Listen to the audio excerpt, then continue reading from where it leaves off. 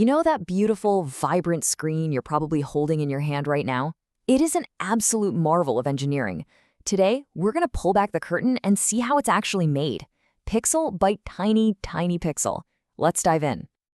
So, what's the big deal with OLED screens? What gives them those incredible, inky blacks? Well, it's a totally revolutionary idea. Unlike older screens that have this constant backlight shining through, here, every single pixel is its own tiny light bulb. It can be on or it can be turned completely off.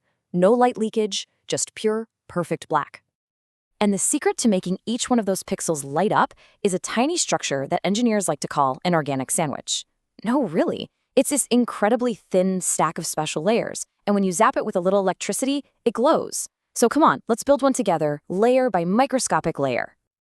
Okay, first things first. Before we can start manufacturing this thing, we need to understand the ingredients. What exactly goes into this charge sandwich to make the magic happen? See, it's not just one slab of material. It's a meticulously designed stack of super thin layers. And each one has a very specific job to do, basically to guide electrical charges to the exact right place so they can create light. The precision here is just everything. So, how does it work? Well, think of it like a molecular dance floor. From one side, you have special layers pushing positive charges. We call them holes onto the floor. And from the other side, different layers are pushing in negative charges, the electrons.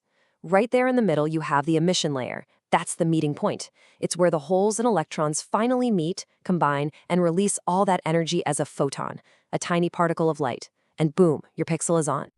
But, there's a problem. In this little molecular dance party, some of the charges get a little too excited. They can overshoot the dance floor, that emission layer, and just leak right past their potential partners. When that happens, they don't create any light. They just waste energy and make the whole pixel less efficient. And this is where the engineering gets really clever. To solve this problem, they add another layer, the hole blocking layer.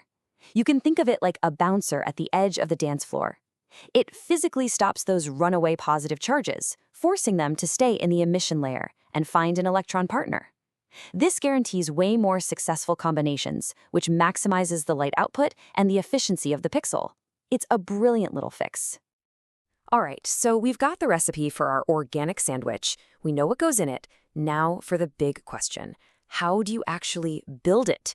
This is where things get wild. We essentially have to paint these layers onto the screen, one molecule at a time. The main technique they use is called thermal evaporation. Picture this. Inside a giant high vacuum chamber, they take the solid organic powders and heat them up until they turn directly into a gas. This cloud of molecules then drifts upwards and gently settles on the screen, forming a perfectly thin film.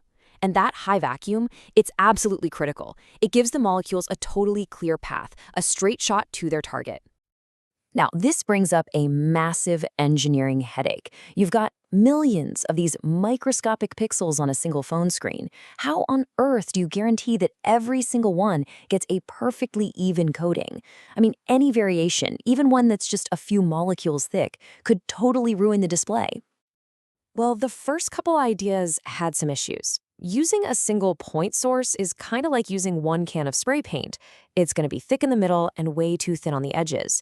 An area source is a bit better, sort of like a shower head, but it's still not perfectly uniform.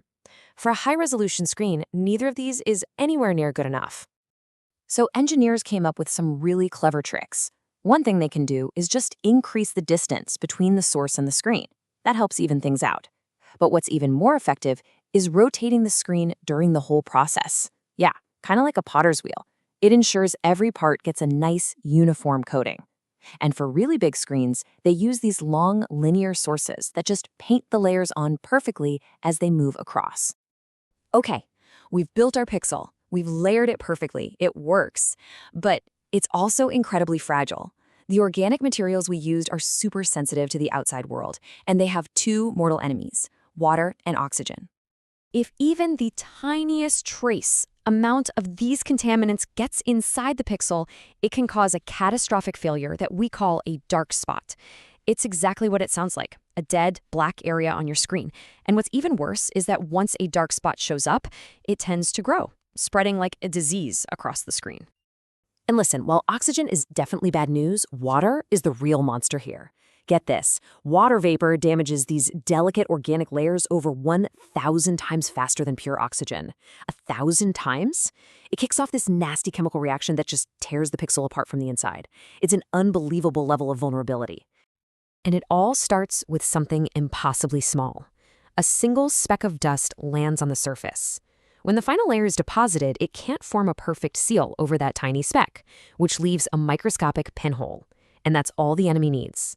A single water molecule sneaks in, reacts with the materials inside, creates a bubble of gas, and causes the top layer to literally peel away.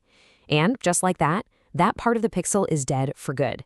So if these pixels are so unbelievably fragile, how do they possibly survive in the real world, in your pocket, on a rainy day?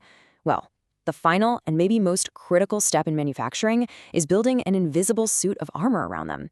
And this process is called encapsulation. Now, the most effective defense isn't just one thick, chunky layer. No, it's something much more elegant. Manufacturers deposit many super thin alternating layers of organic and inorganic films right on top of the OLED stack. This creates an almost impenetrable shield. Okay, this is my favorite part. It's called the labyrinth effect. See, the hard, inorganic layers are great at blocking moisture, but they always have these tiny, random pinholes in them. The softer organic layers, on the other hand, they aren't great at blocking moisture, but they're perfect for filling in those gaps. So by alternating them, you create a molecular maze. Any water molecule that gets through a pinhole in that first layer has to travel a long, winding, ridiculous path to try and find a pinhole in the next layer.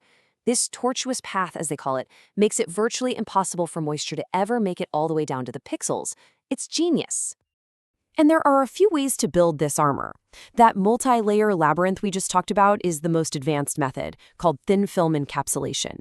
But other methods exist too, like literally just gluing a protective piece of glass on top, or using a special glass paste around the edge that's melted with a laser to form a perfect airtight seal.